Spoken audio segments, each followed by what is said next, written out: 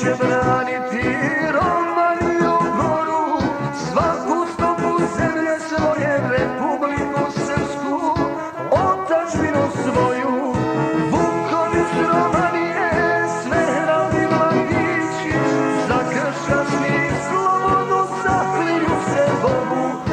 Vukovi s Romanije, sve radi mladići, za kršćanski slobodu zaklinju se Bogu.